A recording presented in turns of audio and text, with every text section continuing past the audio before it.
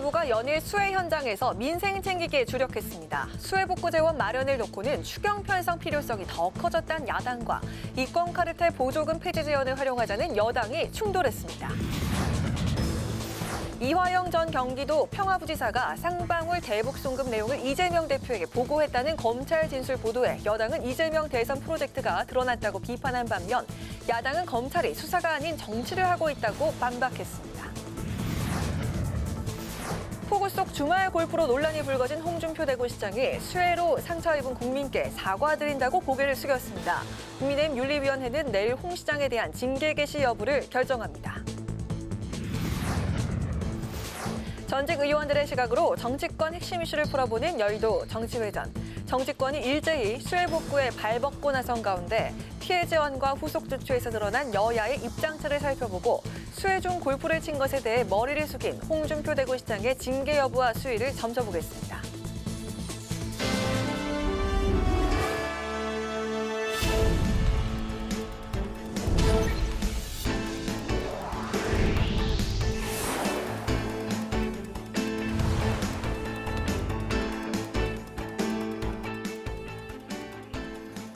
여러분 안녕하십니까? 7월 19일 수요일 국회 라이브 6 시작하겠습니다. 정부가 경북 예천군과 충남 공주 등 13개 지자체를 특별 재난 지역으로 선포한 가운데 여야는 연일 수해 관련 현장을 찾아 민생 챙기기에 바쁜 모습입니다. 여야는 빠른 피해 복구와 예방 대책 마련을 위해 관련 법안을 신속히 처리하자고 뜻을 모았습니다. 민주당이 제안한 추경을 놓고는 국민의힘이 반대하면서 엇갈리고 있습니다. 김동희 기자입니다. 여야는 수해 대응 법안 처리에 속도를 내자고 한 목소리를 냈습니다. 국민의힘은 7월 말 본회의에서 하천법과 수자원공사법 등을 우선 처리하자고 제안했고 더불어민주당도 도심 침수와 하천범람 방지법 등을 심의하자고 밝혔습니다. 여야는 오늘도 수해 관련 현장을 방문하고 대책 마련에 집중했습니다. 국민의힘 지도부는 집중호우 때 빗물을 가두는 시설인 서울 양천구 대심도 빗물 터널을 찾았습니다. 김기현 대표는 지역 맞춤형 침수 예방 대책이 필요하다고 강조했습니다. 지역마다 지리적 특성에 따라서 천차만별인 여러 가지 원인을 잘 살펴서 그에 맞는 지역 맞춤형 침수 예방 대책의 수립에 우리 최대의 역량을 쏟아야 하겠습니다. 이재명 대표는 경북에서 현장 최고위원 회의를 연 뒤 경북 예천 산사태 피해 복구 현장을 점검했습니다. 이 대표는 충분한 지원과 보상을 위한 법령 개정이 필요하다고 밝힌 데 이어 기후위기 문제를 언급하며 방제시설 강화 등 대책 마련을 강조했습니다. 기존의 기준과는 좀 다른, 좀 강화된 방제시설 투자가 필요할 것 같고 또 피해 규모도 매우 커지고 있기 때문에 지원, 보상, 이런 제도 정비가 시급하다는. 수해 복구를 위한 추가 경정 예산 문제를 놓고 여야는 평행선을 달렸습니다. 민주당은 국가적 재난 사태에 걸맞은 특단의 대응이 필요하다며 거듭 추경을 호소했고 전국적으로 발생한 수해 복구와 특히나 어려운 민생 경제 회복을 위해서 조속한 추경 반드시 필요합니다. 정의당도 여당의 추경 협의를 촉구하며 여당이 반대한다면 야당이라도 책임 있는 안을 제출하고 국민 동의를 얻어야 한다고 밝혔습니다. 국민의힘은 부족하면 올해 재난 대비용 목적 예비비 2조 8천억 원을 투입할 수 있어 재정 여력이 충분하다며 선을 그었습니다. 추경 편성은 국민적 동의가 필요한 사안이고 논란이 예상되는 만큼 오히려 시급한 수해 복구 지원이 뒷전으로 밀려날 수 있어 우려됩니다. 여야는 수해 복구 대책을 두고도 의견이 엇갈렸습니다.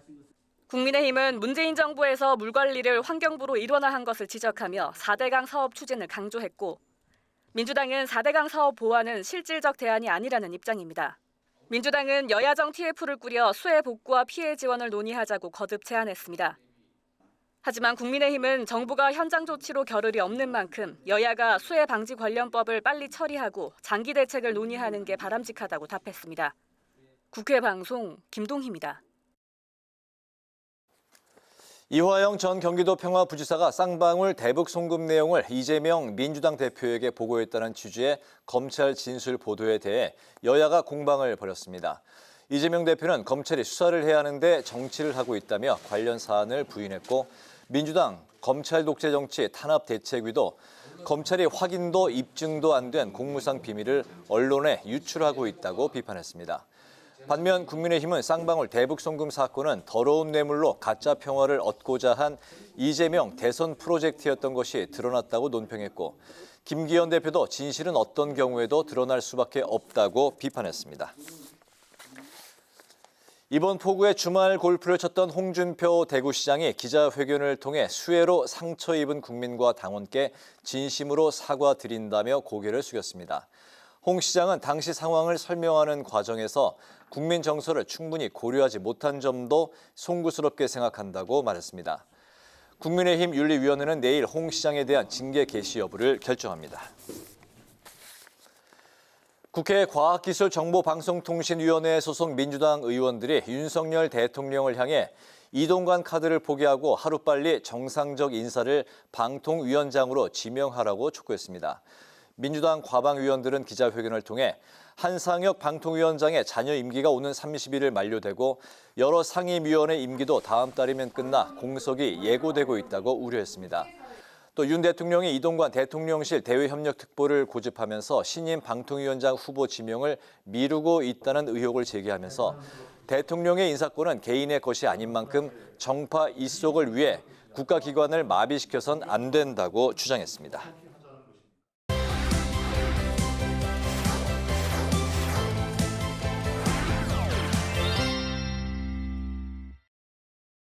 네, 이슈픽 서한한 개건 기자와 함께합니다. 반갑습니다. 네, 안녕하십니까? 네, 저희가 지난주 일주일 전에 예측을 하나 했었죠. 명락 회동이 좀 연기가 될 것 같다 했는데 역시 많은 비로 인해서 저희 예측이 맞았습니다. 정말 계속해서 장맛비가 이어졌는데 서한한 기자 오늘은 화나네요. 네, 비가 좀 그친 것 같아서. 네, 좀 진짜 그쳤으면 좋았을 텐데 이렇게 가볍게 질문을 하면서 시작을 했지만 수해 관련 이야기를 해야 하니까 좀 마음 무겁게 진행을 해보도록 하겠습니다. 자, 오늘도 그 여야는 수해 관련 행보에 집중을 했습니다.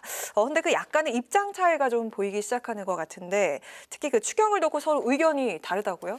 네, 그렇습니다. 민주당 오늘 이재명 대표와 이 당 지도부가 모두 경북을 찾았습니다. 오늘 찾은 곳은 이 산사태 피해 현장 점검을 위해서였는데 어제는 충청도를 찾았고 오늘은 경북을 찾으면서 이 현장 점검을 하면서 민생을 챙기는 데 집중을 하고 있습니다. 이 동시에 이 지속적으로 집중호우로 인해 피해가 발생한 폭이 크다면서 이 추경의 필요성도 거듭 강조하고 있습니다. 앞선 리포트에서도 보셨겠지만 이 박강원 원내대표가 어제 이 수해 관련 법안에 대해서 여야가 힘을 모으자고 TF를 얘기를 하면서 추경 필요성을 콕 집어서 언급을 했었습니다. 이 추경 요건 중에는 자연재해가 포함되어 있습니다. 이를 계기로 박 원내대표는 이 홍수 피해가 상상 이상으로 커져서 추경 편성의 필요성이 더욱더 분명해졌으니 국민의힘의 긍정적인 답변을 기다리겠다고 답했습니다. 민주당은 사실 그동안 경제 활성화를 위한 추경 필요성을 거듭 강조하면서 정부와 여당을 압박해 왔었습니다. 네, 하지만 반대로 그 정부와 국민의힘 측에선 추경은 없다. 이 입장이 정말 단호했었는데 오늘 국민의힘에선 추경에 대해서 딱 잘라 거절하는 입장이 나왔죠. 네, 그렇습니다. 입장 차가 나온 부분이라고 볼 수 있을 것 같은데요. 국민의힘과 정부는 사실 그동안 불필요한 예산을 쓰지 않는 게 중요하다는 입장을 거듭 강조를 해왔었고요. 어제 나왔던 이 민주당의 이 추경 제안에 대해서 오늘 거절의 입장을 분명히 밝혔습니다. 윤재욱 원내대표는 정부와 정치권이 모든 가용 자원을 동원을 해서 추가 비해 방지책을 마련을 하고 복구 지원에 나서는 것이 무엇보다 시급하다라고 말을 하면서도 민주당이 이 수해 복구를 이유로 추경 편성을 거론하고 있는데 이 추경 편성은 국민적인 동의가 필요한 사안이고 논란도 예상이 되기 때문에 오히려 시급한 수해 복구 지원이 뒷전으로 밀려나게 될 수 있다면서 반대의 뜻을 분명히 했습니다. 특별 재난 구역 지정 등으로 충분히 지원이 가능하다라는 게 현재 국민의힘의 입장인데요. 예산이 부족할 경우엔 기재부에 목적 예비비가 2조 8천억 가량이 있어서 투입할 수 있기 때문에 재정적으로도 충분한 여력이 있다는 게 국민의힘의 입장입니다. 네, 그 윤석열 대통령이 이권 카르텔을 언급하면서 수해 복구에 대해서 언급을 한 것에 대해서도 민주당과 국민의힘 이 반응이 사뭇 다른 것 같습니다. 네, 그렇습니다. 이게 추경과 맞물려 있는 영역이라서 그런 것 같은데요. 이 윤석열 대통령이 어제 이권 카르텔 또 부패 카르텔에 대해서 보조금을 전부 폐지하고 그 재원으로 이 수해 복구와 피해 보전에 투입해야 된다라고 발언을 했거든요. 이 부분은 노동조합이나 이 시민단 시민단체 등에 들어갔던 보조금을 폐지하고 환수해서 이 홍수 피해 보전 재원에 써야 된다는 말로 현재 해석이 되고 있습니다. 하지만 이를 두고 야권은 물론이고 국민의힘 일각에서도 잘못된 지적이다라는 비판이 나오고 있습니다. 김한교 민주당 원내대변인은 논평을 통해서 이권 카르텔을 운운하며 정치적으로 이용해서는 안 된다며 현실적인 재원 마련 방안이 필요하다고 추경의 필요성을 강조를 했고요. 이준석 국민의힘 전 대표는 이권 카르텔은 정치적 용어고 수해 복구는 절박한 현안인데 이 두 가지를 엮는 것은 오류라고 지적을 했습니다. 그러자 국민의힘에서는 오늘 이에 대한 수습에 나섰습니다. 윤재욱 원내대표는 상식적이고 올바른 지적을 한 것이다라고 해명을 했는데 윤 대통령의 발언이 아낄 수 있는 예산을 아껴서 수해 지원에 사용하고 내년이나 내후년 예산을 확정할 때에는 그동안에 이 방만 집행됐던 정치적 보조금을 폐지해서 수해 복구와 또 재난 안전 시스템 업그레이드를 하는데 쓰겠다는 것이라고 설명을 했습니다. 이 수능 킬러 문항 논란 때부터 이권 카르텔이라는 키워드가 등장했다라고 몇 번 말씀을 드렸는데 네. 이 사안마다 지금 이권 카르텔이라는 키워드가 등장을 하고 있는 걸 봐선 이를 놓고 여야 간의 공방도 계속될 것 같습니다. 네, 그리고 오늘 아주 큰 안보 이슈가 있습니다. 오늘 주요 일간지 일면에 실렸던 미국의 핵 잠수함 부산 전개 소식도 함께 다뤄보도록 할 텐데요. 또 때맞춰서 북한에서 오늘 그 미사일도 쏘아 올렸습니다. 이거 어떤 의미가 있는지, 그리고 정치권에선 또 어떤 반응이 나왔습니까? 네, 일단 안보 이슈를 한번 좀 다뤄보려고 키워드로 선택을 했는데요. 어제죠, 이 용산 대통령실에서 열린 NSC 회의에서 이 대북 억제 정책의 일환으로 미국의 핵 전략 잠수함인 켄터키함이 이 부산에 입항했다는 사실이 공개가 됐습니다. 이 핵 잠수함은 핵을 동력으로 삼기 때문에 수개월 이상을 바다 밑에서 운행이 가능하고 또 어디에서라도 미사일을 쏠 수 있기 때문에 이 미국의 핵 전력 3축 중에 하나로 꼽힐 정도로 핵심 전력입니다. 그리고 잠수함이기 때문에 사실 동선을 공개하지 않는 게 일반적인데 네. 이를 공개했다는 것은 누가 봐도 이 북한에 대해서 압박 차원이었다라고 풀이가 되고 있습니다. 네. 그러자 북한이 오늘 새벽이죠. 평양 순안 일대에서 동해상으로 이 단거리 미사일을 두 발을 쏘아 올렸습니다. 사거리가 550km였는데요. 이 평양 순안 일대에서부터 부산까지의 거리가 대략적으로 비슷한 점을 고려할 때 이번 핵잠수함 전개를 염두에 둔 도발이라는 평이 나옵니다. 북한은 신형 고체 연료 대륙간 탄도미사일 일명 ICBM을 일주일 전에 실험을 했었고요. 또 단거리 탄도미사일 발사도 한 달 전에 했던 적이 있습니다. 이에 대해서 국민의힘 유상범 대변인은 이 한미 양국의 확장 억제 강화 의지를 전 세계에 재차 천명을 하자 북한이 또다시 위협에 나섰다면서 연이은 이런 발사는 중대한 도발 행위다라고 규탄했습니다. 네, 북미 그리고 남북 간의 이 좀 긴장이 팽팽해지고 있는 것 같은데 민주당은 어제 정전협정 70주년을 맞아서 결의안도 발의를 했습니다. 오늘 미사일 도발에 대해서는 비판의 입장을 내놨죠. 네, 그렇습니다. 더불어민주당 소속 의원 169명이 어제 그 전원 명의로 정전협정 70주년을 맞아서 이 한반도 평화 구축, 이 촉구하는 내용의 결의안을 채택을 했었습니다. 민주당은 결의안에서 이 장기간 지속되고 있는 정전 체제를 마감을 하고 한반도에서 이 평화 체제 구축을 이뤄야 할 과제가 있다라고 진단을 하면서 이 최근에 미국과 중국 간의 패권 경쟁, 또 북한의 핵과 미사일 능력이 고도화되고 있고 이에 따른 이 남북의 군사적 긴장이 강화되고 있는 게 한반도의 평화를 해치고 있다라고 진단을 했습니다. 문재인 정부에서 이 통일부 장관을 역임했던 이인영 의원이 발의를 하고 민주당 의원이 전원이 이름을 올리는 방식이었는데 민주당은 이를 당론으로 정해서 이 소관 상임위인 외통위에 해당 결의안을 통과시켜서 본회의에 상정을 하고 결의안도 채택한다는 게 계획입니다.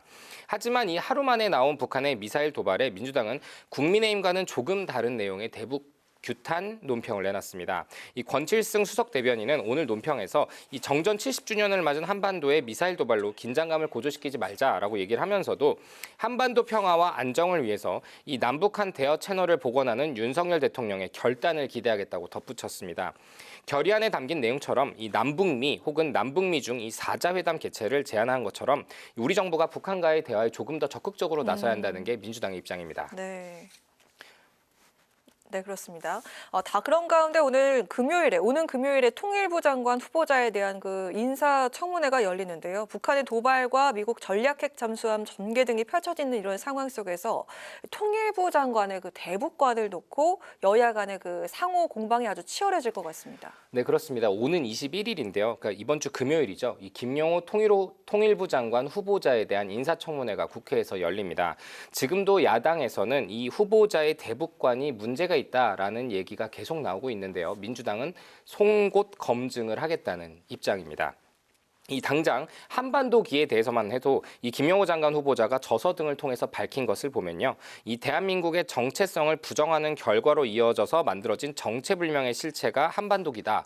라고 언급을 한 적이 있고요. 또 김대중 노무현 정부의 대북 시절 대북 외교에 대해서는 이 국가 정체성에 커다란 혼란이 일어난 시기다라고 진단을 하는가 하면 이 자학사관과 함께 민족 공조론이라는 이름으로 태극기를 버리고 정체불명의 한반도기를 내세우는 상황이 벌어지고 있다라고 비판을 했습니다. 또 보수 성향의 유튜브를 운영하면서 이 3억 원대의 수익을 올린 사실도 알려졌는데요. 네. 민주당은 이런 김 후보자를 구구적 인사통일부 파괴 공작원이라고 하면서 지명 철회를 요구를 하는 상황입니다. 반면 국민의힘에서는 이 오락가락하던 대북 정책에 대해서 일관성을 더하고 또 급변하고 있는 국제정치 상황에 유연하게 대처할 수 있는 능력을 가진 인재가 바로 후보자다라고 이렇게 해명을 하면서 인사청문회에서 방어 전략을 펼칠 것임을 시사하고 있는데요. 이 앞서 보도드린 것처럼 최근에 잇따르고 있는 북한의 미사일 도발, 또 미국의 전략무기 한반도 전개와 그로 인해서 발생하고 있는 한반도의 긴장 분위기에 대해서 야당에서는 김 후보자의 생각을 묻고 또 이에 대해서 여당에서는 방어를 하는 그런 치열한 공방이 오가는 인사청문회가 금요일 날 진행될 것 같습니다. 네, 오늘 이슈픽은 서한한 기자와 함께했습니다. 서한한 기자, 고맙습니다.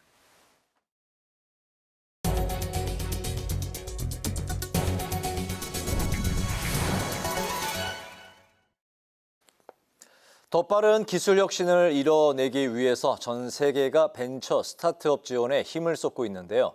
우리나라 역시 그렇습니다. 하지만 국내 벤처 스타트업계 현실은 여러 규제로 어려움을 겪는다고 하는데요. 이에 국회가 벤처 스타트업 활성화 방안을 논의했습니다. 남수지 기자가 현장에 다녀왔습니다.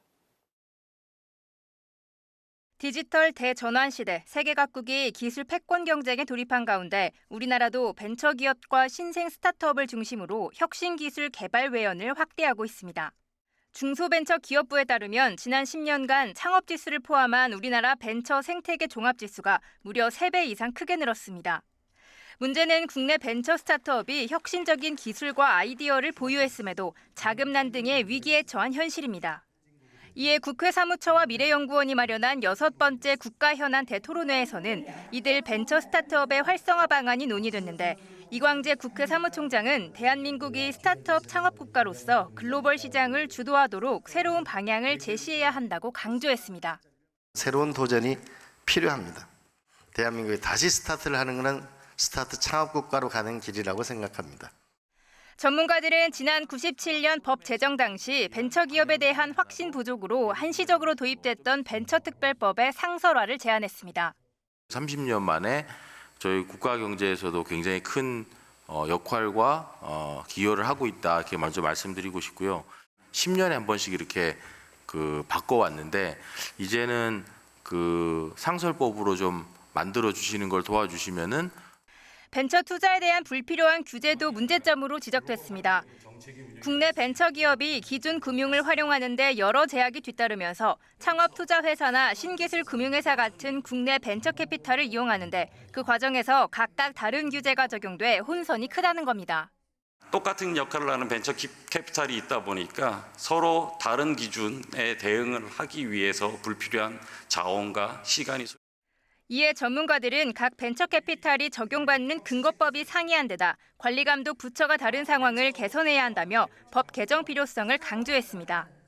이와 함께 벤처 스타트업 소관부서인 중소벤처기업부와 국회 소관상임위인 정무위원회가 벤처 스타트업 생태계 활성을 위한 법 개정에 힘을 모아야 한다고 촉구했습니다. 국회 방송 남수지입니다. 더불어민주당의 정당한 영장 청구에 대한 불체포 특권 포기에 결의를 모은 데 대해 국민의힘이 국민 기만 꼼수라고 비판하며 여야가 공방을 벌였습니다. 전주의 국민의힘 원내대변인은 21대 총선에서 민주당이 비례위성 정당을 만들 때도 국민 눈높이를 내세운 적이 있는 만큼 이번에도 쇼에 불과하다고 지적하면서 민주당이 관심법으로 국민 눈높이를 재단해서 영장 심사를 취사 선택해선 안 된다고 논평했습니다. 반면 이소영 민주당 원내대변인은 인터뷰를 통해 불체포 특권 포기 결의는 4번 연속 체포 동의안을 부결시킨 것이 국민 눈높이에 맞지 않았다는 반성에서 기인한 것이라고 설명하고 이재명 대표의 경우 이미 교섭단체 대표 연설에서 불체포 특권을 행사하지 않겠다고 선언한 만큼 그렇게 실행할 것으로 본다고 말했습니다. 위성정당 방지 대안을 포함한 선거제 개혁을 모색하는 토론회가 국회에서 열렸습니다. 토론회를 주최한 강민정 더불어민주당 의원은 지난 2020년 당시 미래통합당과 더불어민주당이 위성정당을 만들어 정치 불신과 혐오를 일으켰다며 위성정당 꼼수를 방지하는 대안을 마련해야 한다고 강조했습니다. 심상정 정의당 의원도 거대 양당이 선거제 협상에 앞서 다시는 위성정당을 만들지 않겠다는 결의와 대국민 선언을 해야 한다고 밝혔습니다. 한국과 호주의 경제 안보 협력 증대 방안을 모색하는 토론회가 국회에서 열렸습니다. 국민의힘 윤재욱 원내대표, 최형두 의원과 전국경제인연합회 등이 주최한 토론회에서 전문가들은 두 국가 모두 미국 동맹국이자 서로 중요한 교역 상대인 한국과 호주는 중국 특유의 거친 외교와 북한의 핵 위협에 대응하기 위해서 서로 협력해야 한다고 강조했습니다. 이를 위해서 동남아 및 남태평양 국가의 공동 협력 사업을 추진하는 등 한국과 호주가 태평양을 대상으로 한 유사 대화체를 추진하고 양국 간 방산 협력을 통해 안정적인 군수 지원 공급망을 확보해야 한다고 조언했습니다.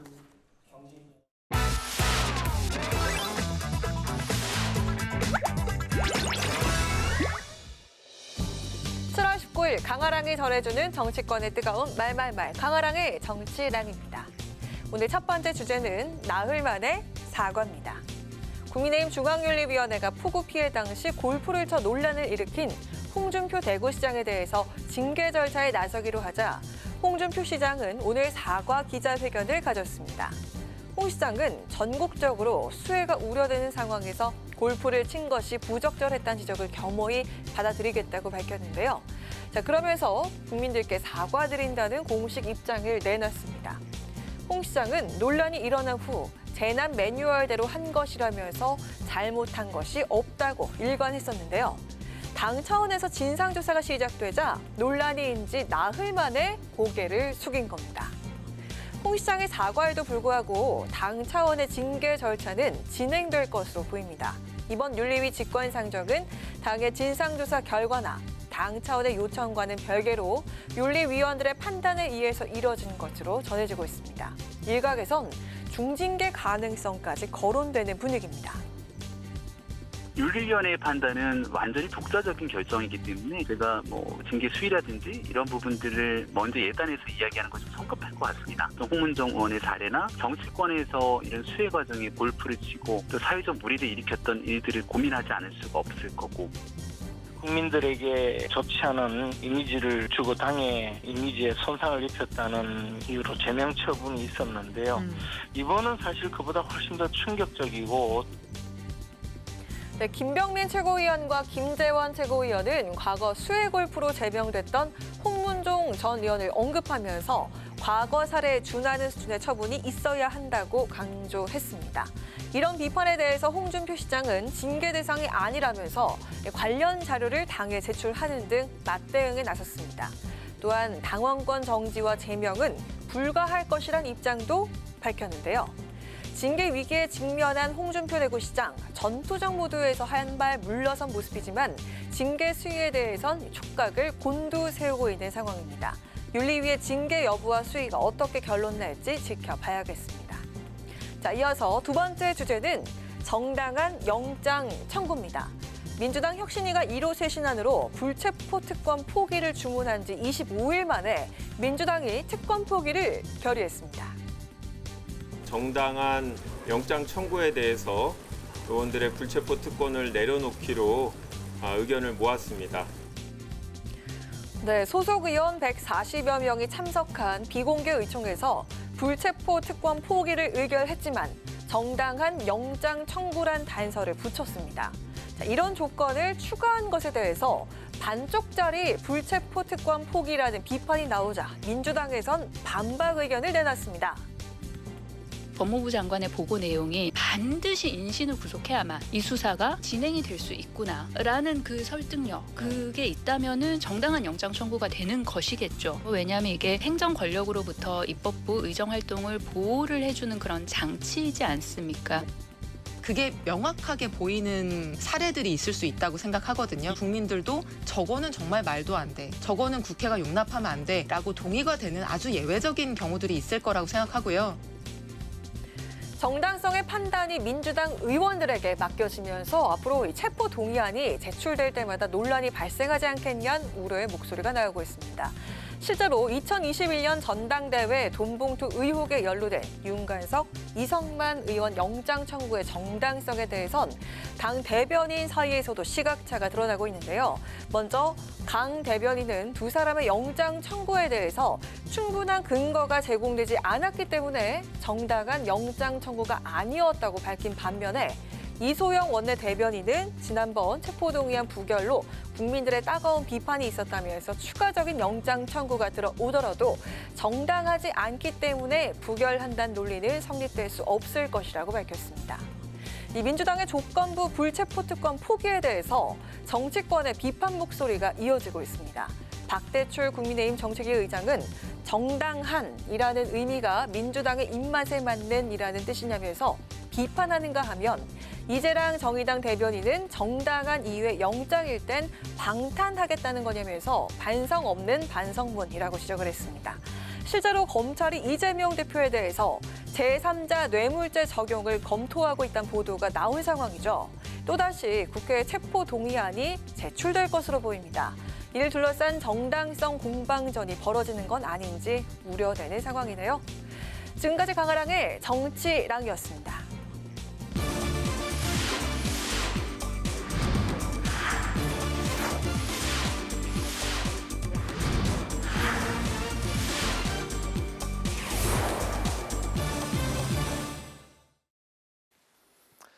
여야 전직 의원과 함께 정치권의 가장 뜨거운 쟁점에 대한 양측의 이야기를 들어보는 여의도 정치 외전 시간입니다. 신경민 전 더불어민주당 의원, 신성범 전 새누리당 의원 두 분 나오셨습니다. 어서 오십시오. 네, 안녕하세요. 네.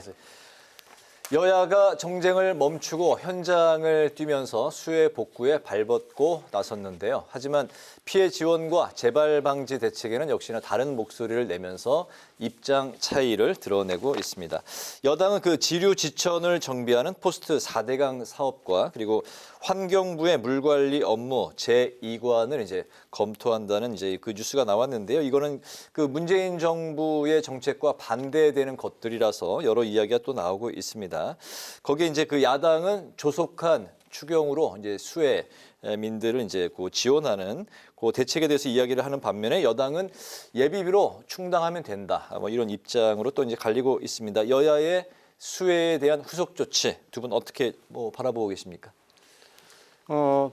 이번에 이제 너무나 급폭우죠. 급폭우 때문에 일어난 거기 때문에 이 피해에 대해서는 뭐 어쩔 수 없을 거예요. 이건 여야가 정쟁을 멈출 수밖에 없을 것이고 일단은 상대를 긁는 얘기는 할 수가 없을 텐데 수혜를 복구하고 뭐 지원하고 이러는 것은 지금 조그만 돈으로 뭐 지금 여러 가지 얘기가 나오는데 조그만 예산을 가지고 할 수는 없을 거예요. 네. 이게 큰 예산과 큰 규모의 지원이 들어갈 수밖에 없는 거고요. 물관리 업무 문제는 이게 문재인 정부 때도 그렇고 그 전 정부에도 많은 논란이 있었던 겁니다. 근데 물관리는 환경적인 측면과 그 건설적인 측면이 있거든요. 이걸 가지고 역대 정권들이 항상 고민을 하다가 환경적 측면으로 일단 문재인 정부가 결단을 내렸는데 역시 건설적 측면은 이런 자연재해 앞에서 반드시 또 짚지 않을 수가 없는 문제가 되기 때문에 어떻게 보면 이 물관리 문제는 건설의 문제와 환경의 문제를 같이 관리의 주체로 해서 운영의 묘를 찾는 방법밖에 없지 않나 하는 생각이 들어요. 그런 점에서는 뭔가 좀 보완은 필요해 보인다라고 결론을 냈으면 좋겠습니다. 수해에 대해서 이제 그 4대강 이제 후속 사업으로 지류 지천을 이제 정비해야 된다. 이런 여당의 입장이 그 또 전 정부 탓을 하는 뭐 그런 쪽으로 좀 비화되는 측면이 있는 겁니까? 예를 들어서 지금 문제가 된 미호천의 경우를 한번 따져보세요. 거기가 금강의 지류인데 지류이 가장 큰 하천이 근데 이게 제가 알아보니까 여기에 미호천에 말이죠. 네. 62년 이후에 62년이에요. 60년 동안 하나도 준설을 안 했다는 거예요. 미호천 자체가 네. 돈을 62년에 만들고 나서 무슨 말이냐.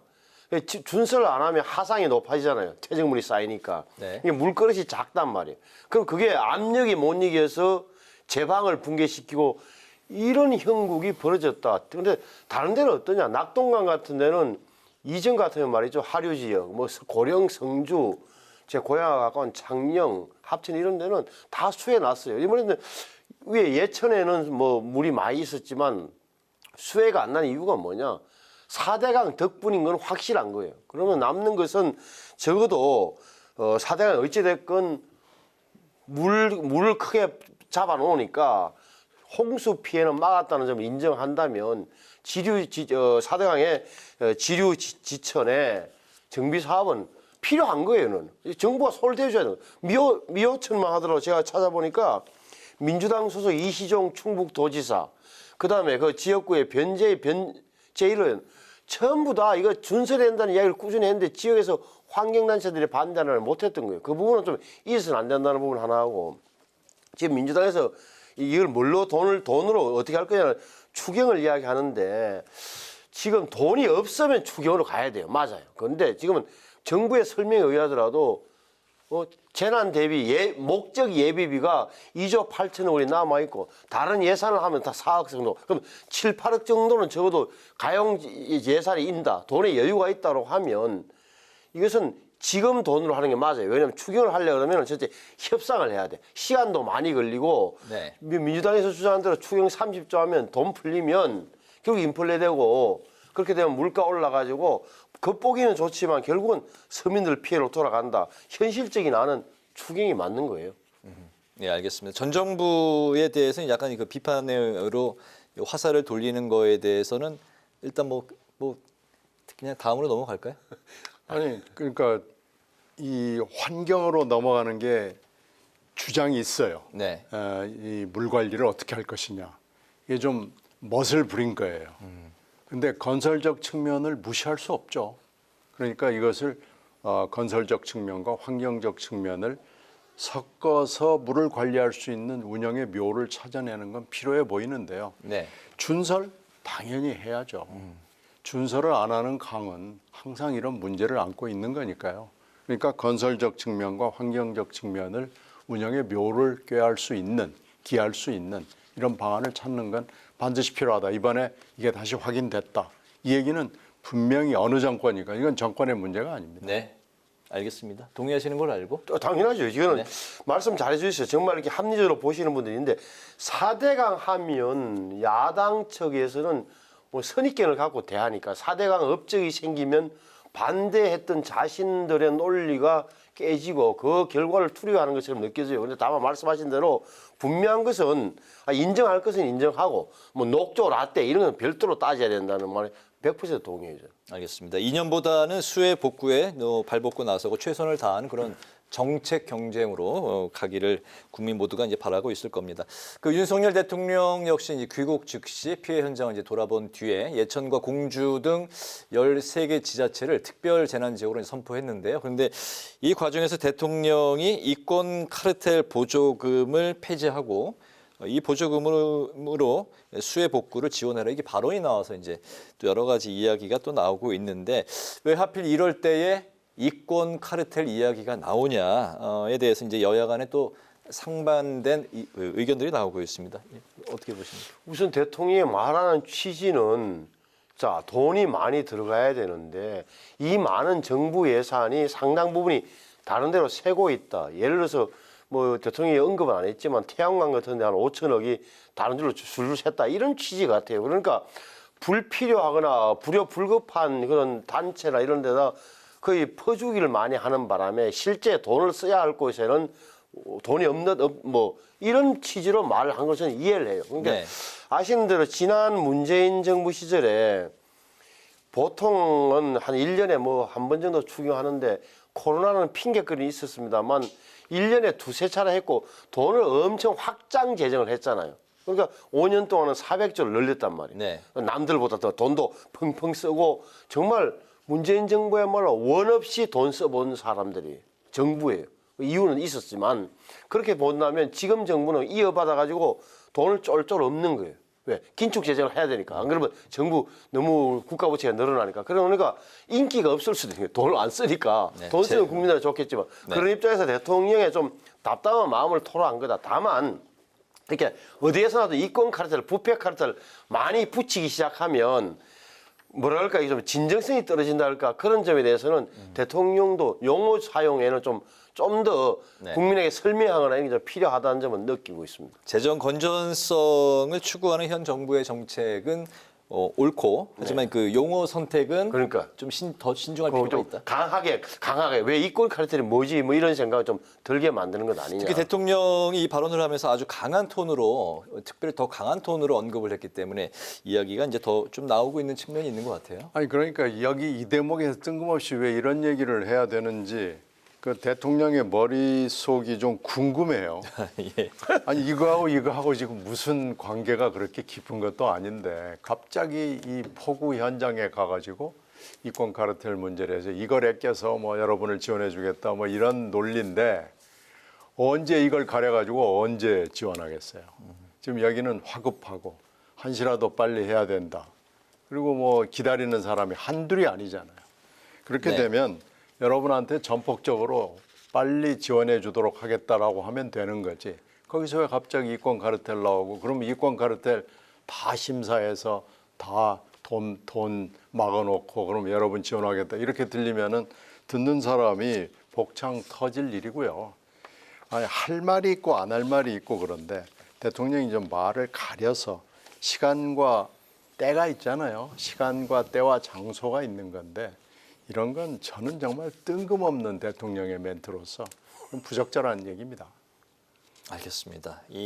매년 거의 뭐 빠짐없이 이맘때가 되면 이제 수해가 또 있고 관련해서 이제 정치권, 정치인들의 여러 가지 이제 이야기가 나오는데 늘 그 정치인의 발언이 또 이제 문제가 되고 또 그 뉴스에도 등장을 하는 것 같습니다. 좀 더 정치인의 발언들이 신중하면 좋을 것 같다는 생각들도 계속해서 나오고 있는데 그런 가운데 또 홍준표 대구시장이 이제 포구 골프를 치고 나서 문제가 없다고 이제 처음에 밝혔는데 그 다음에 이제 오늘 오후에 결국 사과를 했습니다. 국민 정서를 고려하지 못해 송구하다로 이제 발언을 했는데 지난 3월에 이제 산불이 났을 때 이제 골프를 쳤던 김진태 강원도지사는 이제 빠른 사과를 하고 윤리위에 회부가 되지 않았는데 홍준표 시장은 내일 당 윤리위에서 징계 개시 여부를 이제 결정하기로 돼 있는데 이 자리에서는 징계가 이제 뭐 여부가 결정이 되고 또 이제 수위가 어느 정도까지 갈지 이제 여러 가지 또 추측이 나오고 있습니다. 어떻게 보세요? 홍 시장이 그 사이에 대선에서 경선에서 패배하고 난 이후에 여러 가지 사이다 발언으로 홍콜라 뭐 이런 좋은 얘기들을 특히 젊은이들로부터 많이 들었어요. 네. 이번에 완전히 까먹었고요. 까먹은 것뿐만 아니라 앞으로 정치적 미래가 매우 불투명하다고 얘기를 해도 과언이 아닙니다. 지금 홍 시장의 그 논리를 들어보면 대구시 매뉴얼에 없다. 그리고 대구에는 아무 문제 없었다.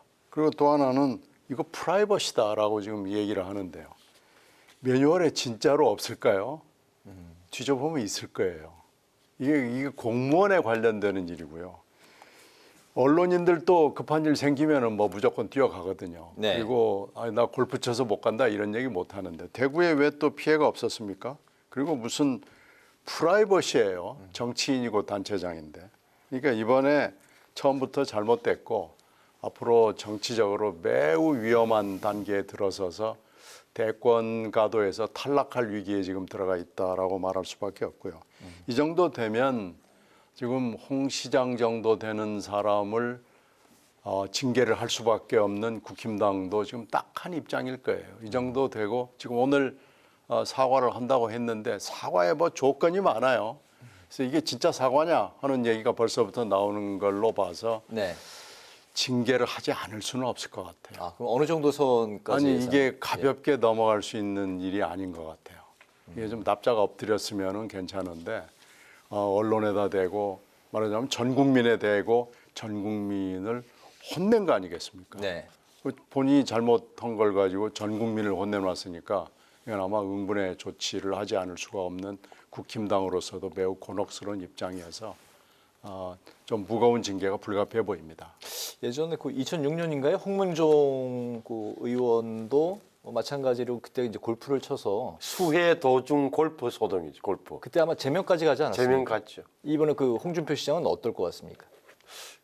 우선 내일 국민의힘의 윤리위원회가 열리면 징계 개시 여부를 정하잖아요. 그 다시 말하면 징계 절차에 착수할까 말까인데 어떻게 될지 모르겠어요. 그다음에 오히려 주목해야 될 부분은 징계를 개시한다 하더라도 본인의 소명을 듣는 절차, 다시 말하면 피고인 자격으로 당윤리위원회에 끌려오는 이 풍경이 나올까 안 나올까 사실 정치적으로 의미가 있는 거예요. 제가 보기에는 정말 제가 알고 있는 홍준표 시장 검사 때부터 잘 아는데요. 자존심 덩어리인데 오늘 대구시청 기자실에서 보니까 머리도 숙이더라고요. 얼마나 급했겠습니까? 네. 당에서는 징계한다고 그러죠. 절차 개시한다고 그러죠. 그다음에 지난 월요일 날 그 국회에서 왜 윤재욱 대표 원내대표 만나고 나오면서 이게 너무 세게 나가버린 거예요. 강하게. 뭐 이런 거에서 벌떼같이 달려들고 나를 이렇게 뭐 하더라도 내가 사과할 사람이야? 뭐 이런 식의. 네. 그게 오히려 좀 국민들에게 저거 뭐 홍카콜라를 넘어서 옹고집 뭐랄까 이렇게 보였다는 측면은 정치적으로 굉장히 좀 잘못된 거예요. 그래서 본인이 아마 급속하게 느꼈던 것 같아요. 그러니까 오늘 했는데 자존심을 지키면서 사과한 기색이 역력하잖아요. 그러니까 국민의 정서에 미안하다, 헤아리지 못했다, 뭐 변명을 하지만 근데 저게 아마 홍준표 시장의 성정으로는 가장 낮춰서 한 발언이에요. 저게 다 낮춘 사과다. 제 눈에는 네. 자존심 팍팍 구겨가면서 정말 한껏 낮춘 거라고 저는 봤어요. 네. 그렇다면 방금 말씀하신 그 안에는 홍준표 시장이 그 국민의힘 지도부와 가끔 이제 각을 세웠던 거에 대한 지도부의 일종의 뭐 좀 경고성 메시지도 담겨 있다고 보시는 건가요? 담겨 있다고 봐야죠. 그러니까 그 김기현 대표가 이제 진상조사를 지시했으니까 그 연쇄적으로 이제 윤리가 나오고 하고 하면 당원들 사이에도 안 좋았을 거 아니에요. 아무리 지지하는 사람들이야 뭐 틀린 말 뭐 있냐 하겠지만 상식적으로 본다면 이거는 왜 이렇게 고집을 피우실까 하는 느낌이 있었기 때문에 그런 게 다 깔려 있다고 봐요. 당내에 적어도 반 홍준표 정세랄까 이런 게 좀 더 강해진 이번에 은행 때문에 알겠습니다. 저 자초한 측면이 좀 있어 보이죠. 알겠습니다. 그 민주당의 정당한 영장 청구에 대한 불체포 특권 포기 결의를 놓고 여러 또 해석이 나오고 있습니다. 바로 이 정당한 영장 청구에 대한 이 수식어 때문인데 이 전제가 이제 붙어 있는 거죠. 그렇다면 이제 사건마다 개별적으로 사안을 판단해서 불체포 특권을 포기하고 안 하고를 하겠다는 거냐 이런 이제 그 또 이야기가 나오고 있네요. 그 거기다가 이제 그 이번에 혁신위가 공천룰 개정을 또 이제 예고한 상황인데 거기에 이제 원외 친명 모임 더민주혁신위는 현역 50% 이제 3선 이상 75% 물갈이를 요구하고 나선 상황입니다. 공천룰을 둘러싼 전쟁이 앞으로 이제 본격화되는 거 아니냐 얘기가 나오고 있습니다. 뭐 현역 50% 3선 이상 75% 물갈이 상당히 이제 큰 폭의 그 요구 같은데 어떻게 보세요? 이건 아마 이제 여당도 이 흐름이 있는 것 같아요. 뭐 퍼센티지는 좀 다르지만요. 네. 여당도 분명히 이런 흐름이 있고 지금 야당에서 일단 선도를 하는 모양새예요. 그래서 이걸 가지고 이 퍼센티지는 조금 아마 조정이라고 그럴까요? 뭐 이런 건 있을지 모르지만 이 기류는 여야가 공이 똑같이 흐르고 있다라고 보여지고요. 네. 이제 문제는 야당의 경우에 민주당의 경우에는 이 요구를 혁신위가 받을 가능성이 굉장히 높습니다. 그래서 혁신위가 지금 1호 안건 아까 말씀한 대로 1호 안건을 체포동의안 무조건 하여튼 안 받는다. 이걸 무조건 하여튼 받는다. 뭐 이제 이거 가지고 치고받고 하다가 결국은 의총을 통해서 정당한 구속영장 청구라는 단서를 달았잖아요. 네. 그렇게 해서 지금 1호 안건은 넘어갔는데 결국 혁신위의 본안은 공천룰, 특히 뭐 이런 문제들 이렇게 되는 거 아니냐라는 전망이 있었어요. 근데 지금 그 방향으로 가고 있다는 확신을 주는데 지금 그러면 그렇지 이제 진짜 본론이 나오는구나라고 지금 생각을 하고 있고요. 네. 분명히 이 흐름은 이대로 갈 것 같기는 해요. 다만 이 퍼센티지는 분명히 여러 가지 논란 끝에 약간의 조정은 있을 것이다. 이렇게 전망합니다. 드디어 이제 본론이 나오는구나라는 그 내부의 이제 분위기도 말씀하셨는데 그 내부에서는 그 혁신위가 좀 정도껏하지 그 정명군처럼 또 그 행세하는 거 아니야 이런 바로 이제 본론이 나오는 거 아니냐 같은 이제 맥락의 목소리 같습니다. 아니 이제 여기서 이제 본론이 나온다 하면 네. 이른바 흔히 하는 말로 바깥에서 볼 때 이제 친명 대 비명 전쟁이 공천룰로 실제적으로 전선이 명확해지는구나는 그 이야기를 하는 건데 네. 어찌될지 모르겠어요. 제가 보기에는 다만 이제 여야를 막론하고 현역 의원들의 지금 21대 국회에 대한 불만은 누구의 잘못을 떠나서 많이 퍼져 있고 이게 현역 물갈이로는 쫙 많이 퍼져 있단 말이에요. 여야를 막론하고 특히나 3선 이상 물갈이 이런 여론하면 좀 많아질 거면 분명해요. 누가 뭐 수혜자가 될지 모르겠습니다. 그건 맞다. 그런데 모르겠어요. 뭐 어느 쪽에서 먼저 하건 네. 한쪽에서 불을 당기면 다른 쪽에서 대응해서 좀 더 공천 혁신으로 경쟁이 될 수밖에 없는 구도다. 그러면 올해 연말 연초되면 아마 상당히 많은 변화가 일어날 것은 분명해 보이고. 근데 불체포 특권 포기를 놓고 지금 정당한 붙이는데 이 부분은 뭐라 그럴까 상호 뭐 혁신위와 당내가 어떻게 보면 중간선에 타협한 것처럼 보여지는데 이게 어정쩡한 타협이라고 느끼는 지점이 있는 거예요. 왜냐하면 이른바 비명계 32여 명이 특권 포기를 아예 선언하고 했을 때 이게 어떻게 해석되냐면 다음에 만약 이재명 의원에 대한 체포 동의안에 놓으면 우리는 가결시키겠다는 강력한 의사 표현이란 말이에요. 이렇게 되면 이게 연쇄 반응을 일으킬 공산이 제가 보기에는 제3자 눈에는 커 보였던 거예요. 그러면서 정당한 한마디로 해서 좀 더 브레이크를 한번 걸 수 있는 여지는 만들어 놨다라고 보여져요. 알겠습니다. 이제 두 가지 이슈가 오늘 그 논의로 남아 있는데 이 부분은 좀 간결하게 좀 가보면 두 개 다 갈 수 있을 것 같습니다.